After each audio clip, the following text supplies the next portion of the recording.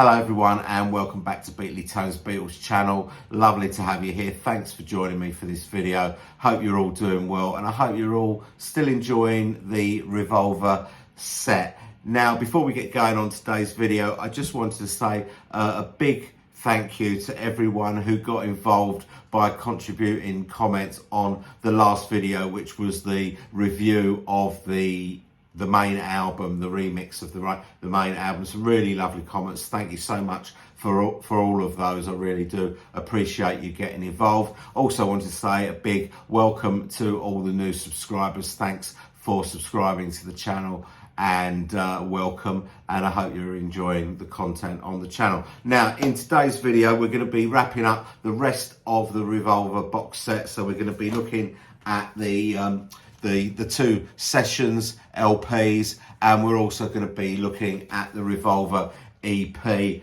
I'll be reviewing the remixes, the stereo remixes of Paperback Writer and Rain, and I'll be doing that in the same way as I did the main album, so I'll be comparing these new versions against the 2009 remaster. Okay, so shall we get on with it? Yeah, let's. So for me, and I expect for a lot of you as well, the deluxe box sets have got three main selling points. One, the remix of the main album. Two, the hardback book, which has got loads of great information about the recording of the album and maybe some photos that we haven't seen before. And three, the sessions discs, where we see the evolution of the songs that are on the album via demos and alternative takes and stuff like that. Now for me, I've never really been a big collector of bootlegs. I've got a few, so a lot of the songs on the sessions discs that we've had in these sets have been new to me, so they're really interesting from that point of view. But I'm just wondering how often we will be reaching for these sessions discs. You know, how many times do you suddenly think, I really must listen to a version of And Your Bird Can Sing Going Wrong? But they are interesting to listen to when we first get these things, but how often we go back to them is questionable. Now, I'm sure you've all seen loads of unboxing videos of the Revolver set, but if you haven't, there's a video for both the LP set and the CD set on this channel if you want to have a look at it. But the Sessions disc is a really nice packaging. It comes with a sort of a matte cover round the edges and a glossy picture of the Robert Freeman design for the front cover on this. On the back you get an alternative of the Revolver back cover and a very nice sort of gatefold in the middle. Now if you've got the CD package, then you get two CDs for the sessions, and CD 2 has got this picture but with a white background, and you get a second alternative of this picture on the back. Right, let's get on with the music. Now the songs on the Sessions double LP appear in chronological order of when the first version of that song was recorded. Now the first song they tackled during the Revolver Sessions was Tomorrow Never Knows, so consequently the first two tracks are versions of Tomorrow Never Knows. The first one, Take One, disappointingly, we've already had. It appears on Anthology 2. Now this version has been mixed by Giles Martin, so it's a better sounding version. The drums certainly sound louder and bigger, and there's about a 15-second extra bit tacked on the end, but it's just studio chat, so not very different at all. So the second version of Tomorrow Never Knows that we get on the Sessions LP is the mono mix RM11. Now this one has got an interesting history because it accidentally went out on the first mono pressings of Revolver. It wasn't supposed to. It was supposed to be the RM8, and the RM8 version is the one that we all know, much more commonly known version. Now the differences between the two are minimal. The things that I noticed was that if you go to the middle of the song where the backwards guitar solo is, if you listen, there are sort of 5 little phases of backwards guitar on the version that we all know, RM8, but on RM11 there are only 4. and I think there could be 5, but the 5th one is totally buried in the mix by the tape loops, if it is there at all, but I can't really hear it at all. Now also there is an extended outro. The piano outro is a bit longer on this version, so it's great that we have this, because the you know, to get an original mono pressing from 1966 with the RM11 on it is obviously very expensive, because there weren't many of them that got out with this accidental track on it, so that's great to have. So next up we get 3 different versions of Gotta Get You Into My Life. And this is kind of what I mean by seeing the evolution of a song, which is exactly what we get with these 3 versions. They're all very different, and therefore they're all worth having. Now, the first one that we get is take 5, and this is the take that we got on Anthology 2. On Anthology 2, it was in mono. Here it has been mixed in stereo, and it's all the better for it. Plus, on Anthology 2, it was quite heavily edited, and here we get the full version. So it kind of starts off with a bit of studio chat, with all 4 Beatles getting involved in discussing how they get into the song from the counting. Also, George Martin also involved in that. It's not that interesting, but it's always nice to hear the Beatles at work, and it's a little bit like Big Brother with the Beatles as contestants, just like we got with the Get Back movie. Now, this song is really in its infancy, and there are lots of spaces where other things are going to be dropped into it at a later stage. There's extra bits in here where he sings, you know, gotta get you into my life somehow, some way, and that sort of thing. That idea was dropped, and quite rightly so. And but there's also some nice harmonies going on with John and George on this, and they were missing from the final take, I think. But when I say about the space, because there is this space in the song, they use lots of different methods to count the gaps in the space. One is Ringo's kick drum, which keeps going. Another method is him tapping his hi-hat. Another version is when he's not tapping his hi-hat, someone else is making the noise of a hi-hat, going t t t t like that. And there's also some foot tapping. Now, all this is very clear in this mix, and it's not very clear in the Anthology mix. In fact, the Ringo's kick drum counting part has been completely wiped from the Anthology mix. Now, we also get a bit of scat singing at the end, a longer bit of scat singing than we get on the Anthology 2 version, which is interesting. I'm not sure whether that was intended to have that as a scat singing sort of vocal, or whether they were kind of imitating what they were hoping to get with the horns on that. But this is a great version. I'm glad that even though we've had it before, we've got it much better now. I really love that bit of harmony in that first version, take 5. I need your love, I need your love, I need your love. Gotta get you into my life. Why did they leave that out? It's brilliant. It's brilliant. Oh, who am I to tell the Beatles what they got right and what they got wrong? Anyway, moving on to the second version of Gotta Get You Into My Life. That's the unnumbered version. This is the one that we got prior to release, with the fuzz guitar taking the part of the brass section. So we get like a jangly guitar and the fuzz guitar. It's brilliant. It's really quite rocky. You've got John's guitar just stabbing away. Brilliant stuff. So it hasn't really got that sort of Motown-y feel at this point. It's just pure rock, and I really love this version. Very, very powerful indeed. The final version is take 8. Now, I'm not really a fan of instrumentals generally, but I do really love this one. It basically focuses on the brass section, and you hear different instruments coming out the left speaker, different instruments coming out the right speaker, and all together it is just right in your face. And I just really love this version. As I say, I'm not normally a fan of instrumentals, but this gets a big thumbs up for me. So 3 really great versions have Got to Get You Into My Life, and I'm glad that they're all here. So taking up the remainder of side 1 of the LP and the first track on side 2 are 3 versions of Love You Too. Now, the first one is take 1, and that's George's original demo, an acoustic demo, him on acoustic guitar, Paul on harmonies. And it's quite clear from this that George already knew what the main sitar riff, if that's the right word to use, was going to be, because you hear Paul singing it at the beginning. In fact, he sings it wrong the first time. He hasn't pitched it quite right, and he has a second go at it. And then we get into George's demo, and Paul's high harmony sounds absolutely lovely. George is singing on this. He hasn't quite fully developed the melody, so he sings some of it slightly flat, but really utterly charming to hear. So the second version of Love You Too that we get is probably here more for historical purposes rather than a musical one.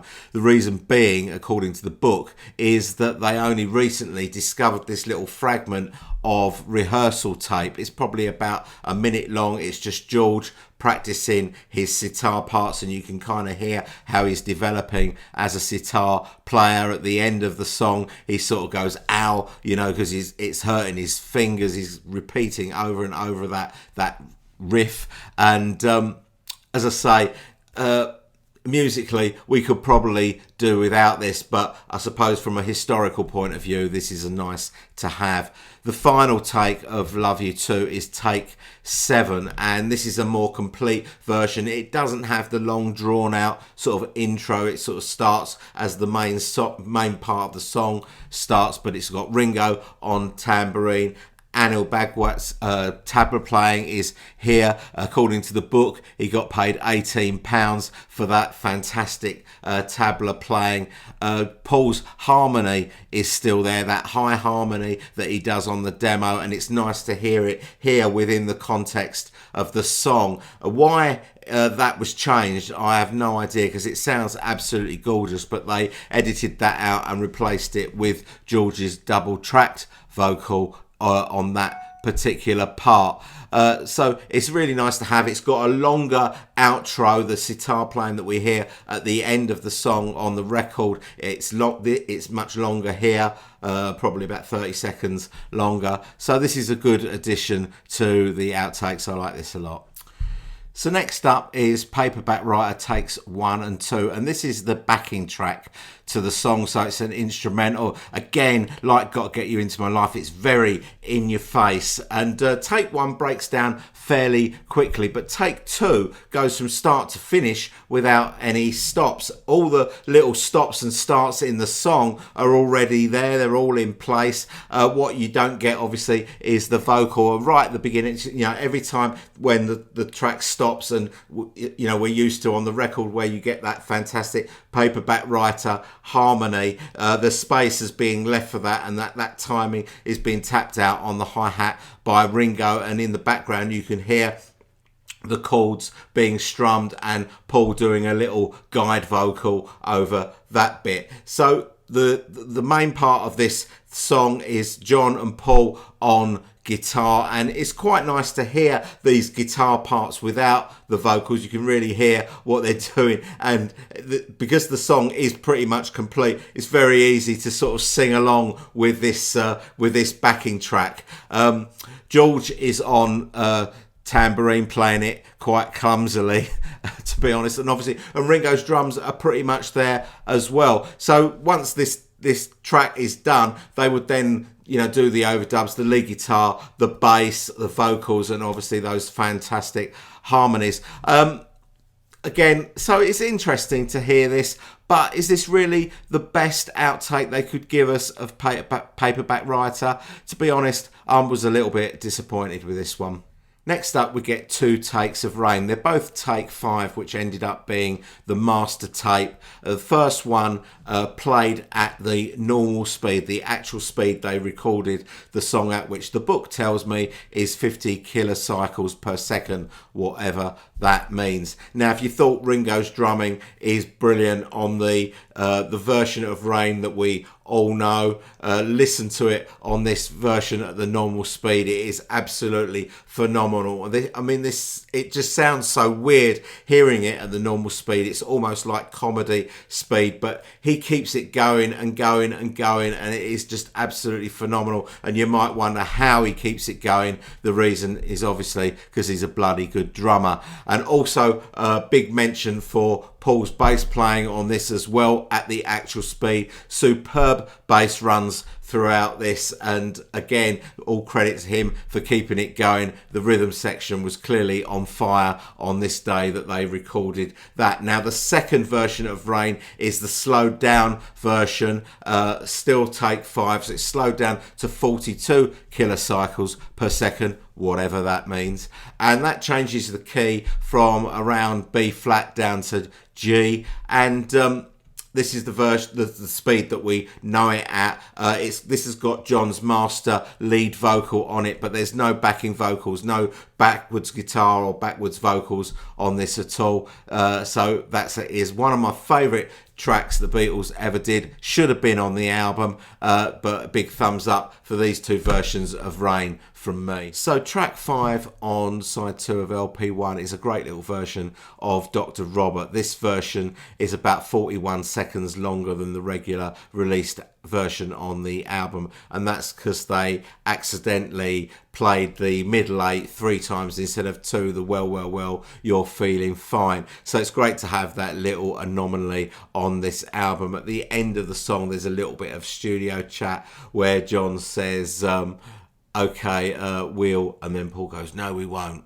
Fascinating stuff, isn't it? Fascinating. Side 2 of the LP ends with 2 versions of Take 2 of And Your Bird Can Sing. Now, this version of the song has got a very different feel to it to the finished version. It's much more jingly jangly, more birdsy, if you like, version. But I do really love this version. I especially love the little stop towards the end, Ringo's little fill, and then they're back in. I like that about the song. Now, the first version is the straight vocal, and the second version is the giggling vocal. So And Your Bird Can Sing has got a double tracked vocal. So on the straight version, it's just John and Paul singing the lead vocal. Now, the giggling version, which is the one that we got on Anthology 2, is the attempt to do the second track, the double tracking of the first vocal, and they are obviously completely stoned and just lose it throughout, and they're laughing, and it's very funny. But we did get it on Anthology 2, so I'm questioning whether we needed to get it again here. It is a little bit longer because it's got a bit of studio chat at the beginning, and it does sound better than the version that we got on Anthology, but it's probably not really necessary. So track 1 on side 3 of the LP, or track 1 on CD 2 of the Sessions CDs, is another version of And Your Bird Can Sing. This is version 2, and it's take 5, and it is completely different to the other Sessions versions of And Your Bird Can Sing, and completely different to the finished version as well. Now, it's no way as good as the finished version, but this is exactly what an alternative version should sound like. Very, very different to the finished version. It's slower, it's more bluesy, it's more guitar heavy, and it's got lots of R's going over the guitar riff, and that clearly doesn't work because it drowns out the guitar riff. But that doesn't matter on this version because we've got the guitar riff loud and clear on the finished version. So it's interesting to hear them trying something different, and to me this sounds great. I really love this take 5 version 2 of And Your Bird Can Sing. So next up is take 11 of Taxman, and yet again take 11 of Taxman did appear on Anthology 2. Now, I've questioned the need to put songs that we got on Anthology 2 here as well, but I have to say that the sound quality of this version of take 11 absolutely wipes the floor with the Anthology 2 version. It is so punchy, it just sounds brilliant. It's very close to the finished version. There's a few of the overdubs that are missing, the cowbell for one, and this version has got the humming amp noise on the counting at the beginning, which was taken off on the Giles Martin remix of Taxman on the main LP, and the counting is just slightly longer than what we get on the normal version. Now this is the version that has got the "Anybody Got a Bit of Money" backing vocals before they put in "Aha Mr. Wilson, aha Mr. Heath," and obviously that clearly doesn't work, but it just goes to show that you have to make mistakes on the road to genius. Now here's a question: when you're listening and singing along to the normal version of Taxman, does anybody else put in the "Anybody Got a Bit of Money" backing vocals as you're singing along, or is it just me? Oh, it's just me. So next up, we get no less than 4 different versions of "I'm Only Sleeping." The first one, the rehearsal fragment, is about 40 seconds long, and that's the one that we got on Anthology 2, so repetition again and again. Here, it sounds so much better than it did on Anthology 2. Now, I really like the sound of that vibraphone. It kind of gives the song a little bit of a dreamy context, and so it's, from that point of view, it kind of fits. It's perfect. I like what it plays on this version, especially when it plays what Paul would eventually play on the bass, the do do do do do. And I would have thought that that would have sounded really great, at least on one occasion, to have the highness of that vibraphone over the top of Paul's bass, mixing the two, the high and the low. I would have thought that would have sounded great, but they decided to scrap the vibraphone altogether, as it doesn't appear on the final version. Now on Anthology 2, we get take 1 of "I'm Only Sleeping," which is basic John and Paul pretty much putting together a demo for it. Now for once, they didn't include something that was on Anthology 2 on this record, but we do get take 2, which is obviously the next take, and that's moved on a little bit. It's still John and Paul, and now we've got George singing as well. We've got electric guitar, and the bass is there, and Ringo's on tambourine. Then the next version that we get is take 5. Now take 5 is kind of the rhythm track to the song, but they knew it was going to be slowed down on the record, so they kind of play this at a faster pace, and here we get it played at that normal speed before it's been slowed down. So that's interesting to hear, and they would do overdubs on that later. Now the fourth and final version that we get of "I'm Only Sleeping" is the mono mix, reduced mixed number 1, and that has already been out. That was the version that was on the Yesterday and Today album in America and Canada, but it's new to me, and it is a little bit different. It's got different backwards guitar bits and an extra backwards guitar bit at around 2 minutes 2 seconds, I think it comes in. That's something that sounds a little bit weird to me, so it's great. But so we get 4 versions of "I'm Only Sleeping." It kind of shows the evolution of the song, and that's really great to have, I think. So side 3 of the LP ends rather disappointingly for me.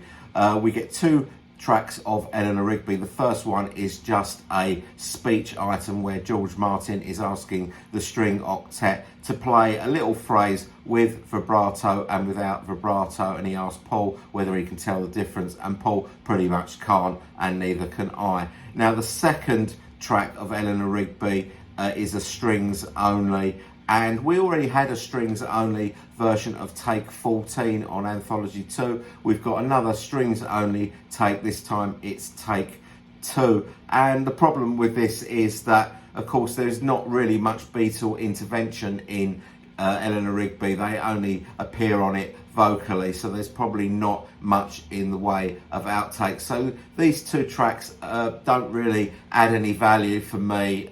We could probably do without them. So side 4 of the LP kicks it off with "For No One," and it's the master backing track, take 10 of "For No One." It's an instrumental, and I know that I said earlier in the video that I don't really care much for instrumentals, but again, I really love this version. It sounds absolutely superb, clear as a bell. You can hear everything that's going on. It's got Paul on piano, Ringo on drums. Now, if you saw my review of the remix stereo album, you'll remember that I mentioned a couple of things about Ringo's drumming that had been buried in all previous versions of Revolver, and that was the sort of the kick drum going ba-bum, ba-bum, ba-bum, and the bit where he's kind of raising and closing the hi-hats. And if you didn't pick them up on the remix, you will definitely pick them up on this version, because it is absolutely clear as a bell. You can really hear what Ringo's drumming, plus his sort of waltzy sort of beat that he's doing on this song. Really, really great stuff. Now, this is another song that was slowed down for the record, but only slightly. So this version, take 10, is recorded at the normal speed, which is 50 kilocycles per second. Have you Googled it yet?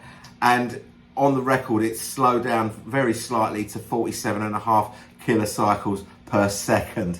And so we hear it here at its natural speed, and it does seem a little bit faster than we're used to, but I do really love this track. It's a great way to kick off side 4. So then we get 4 different versions of Yellow Submarine. Now, the first 2 are particularly interesting. These are called Songwriting Work Tapes 1 and 2. And they kind of blow wide open the myth that Paul wrote Yellow Submarine for Ringo, because quite clearly on Work Tape 1, which is Just John, he is coming up with the original idea, where he just sings over and over again, "In the town where I was born, no one cared, no one cared." Work Tape 2, Paul is there as well, and they have a few goes going through the songs, but again, it's mainly John singing the verse and Paul joining in on the chorus. We then get a version of the finished master. This is take 4, but without all the sound effects. So that's really interesting to hear the song without the sound effects. And then the final take is a version where we've got like a spoken intro from Ringo, and this version is supposedly to highlight the sound effects. And this is, I think this is take 6. This one with the sound effects. And again, there's a bit of repetition, because if you've got the Real Love single, this version of Yellow Submarine with the spoken intro and the sound effects thing was on that, so we have already had it before. But interesting set of Yellow Submarine takes. So the penultimate song to feature on the sessions is Paul's Here, There and Everywhere. We get just one outtake from this, and this is take 6. And this kind of version of the song kind of reminds me of the kind of takes that we got in the Element mixes on the John Lennon box sets, where it hasn't really got all the instruments or all the elements of the song here. So here we've just got Paul's vocals, Ringo's drums, George's guitar, and I think Paul's bass as well. So there's no backing vocals or harmonies or anything like that. But it's still a really nice version, lovely and clear. There were only 2 takes of Here, There and Everywhere that they actually managed to get to the end of the song, and this was one of them, take 6. The other was take 13, which was that appeared on this on the Real Love CD single as well. So this is a great addition to have. We've now got both the full takes of Here, There and Everywhere, so that's great. So the sessions finally come to a close with 2 versions of She Said, She Said. The first being John's demo. It's not his original demo. There are earlier demos than this where the song was called He Said, He Said. But the song still isn't formed here. He hasn't got the melody quite right yet. The lyrics sort of aren't all there either. He's saying, she said, who put all that crap in your head, which just goes to show that Twitter was around in the 1960s. He also sings, you're making me feel like my trousers are torn. So he's just sort of playing with words at this stage. But nice to have this little demo is just John with an acoustic guitar. Then the final track on the album is take 15 of She Said, She Said, which is the backing track Rehearsal, and it's not quite all there. There's mistakes in there, but the guitars sound fantastic, really loud and powerful. And if you saw my review of the main remix album, I spoke about Ringo's fantastic drumming on She Said, She Said. Well, it's all here. And those that were upset that the cymbals were toned down on the remix on this song, they're up full volume here. So this is a great one to have. It's not essential, but it's a nice to have. And that concludes the Sessions LP. And now we're going to talk about the stereo remixes of Paperback Writer and Rain. So on to the 2022 stereo remix of Paperback Writer from the Revolver EP. Now, if you watched the video that I made reviewing the main album remix, you'll know that I was comparing the remix against the 2009 remastered Revolver album. So for this review of Paperback Writer, I'm comparing it against the 2009 Past Masters album. I did also listen to it and compare it with the 2015 One Plus mix, but I think that is a downward step from the 2009. I don't really like that mix at all. So in 2009, we had the vocals centered, but we had the drums and the guitars on the left-hand channel, and the bass and the backing vocals. And the backing vocals I'm talking about is the Ferrajaka bit on the right. So on the 2022 mix, we've got everything in the center: the drums, the vocals, the guitar, and the bass, and it's all the better for it. We get a much bigger soundstage, so I think everything is being shared amongst the speakers equally. The guitars sound more chunky, and the snare sounds more snary. And what they've done with the the little harmony bits at the start of each verse, the Paperback Writer, that bit with the harmonies, they've got that coming out of the left-hand channel and the right-hand channel and out of the center. So you get a really great sound stage for that, and it is clear as a bell and sounds absolutely great. So I think there's been a big improvement on Paperback Writer from the 2009 version. So Paperback Writer 2022 remix gets a big thumbs up from me. So on to the 2022 remix of Rain. And I had to listen to this quite a lot of times to kind of work out what was going on this one. So again, this is compared with the 2009 Past Masters stereo version of Rain. Now in that version we had the vocals. John's lead vocal was hard on the left-hand channel. The drums were in the center, the bass was in the center, the guitars were in the center, and the backing vocals were on the right. Now in this new remix, most of the time John's lead vocal is just slightly left of center. Now that changes when there is a lead vocal and a backing vocal at the same time, and at that point John's vocal goes hard onto the left side again with a backing vocal on the right. It doesn't sound particularly bad, but it's just a bit odd, I think.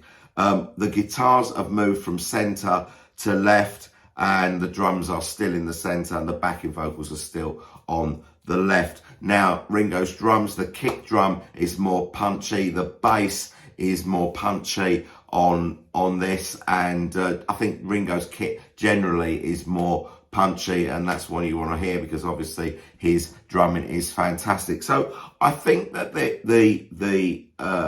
new remix of Rain is probably better than the 2009 because in the most part the vocals aren't hard left, but I think it's minimal between the two. It's very, very close, but I'm going to give it to the 2022 mix, but only just. So that pretty much wraps up my review of the Revolver box set. I'm not going to be doing the mono album because I think the differences are minuscule between what we got in the Revolver set and what we've had before. I'm also planning a video in the very near future on the mono recordings in general. Now, as far as the Sessions album goes, I'm pretty happy with it. I think that there's quite a lot of gems on there. There's also some stuff that is, you know, it's nice to have, but not essential. I'm a little bit disappointed with the amount of repetition that is on here, even though those songs that have been on Anthology 2 do sound much better here. But I'm sure there are loads of stuff that has been left off, and that's my other complaint, that maybe we could have had a few more essential outtakes and stuff. But generally, I'm very happy with the Sessions LP. So please tell me what you guys think of the Sessions LP and the Revolver EP remixes. Tell me down in the comments. As you know, I read everything and I respond to everything. So I wanna hear what you've got to say about those things.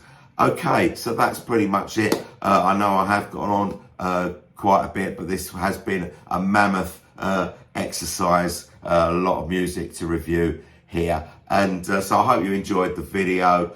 If you did, please give the video a like. If you're not a subscriber yet, it'd be lovely if you was to subscribe to the channel and hit that notification bell, and you won't miss a thing in the future. Okay, so that's all from me. Thanks very much for watching, and I'll see you all very, very soon. Bye bye.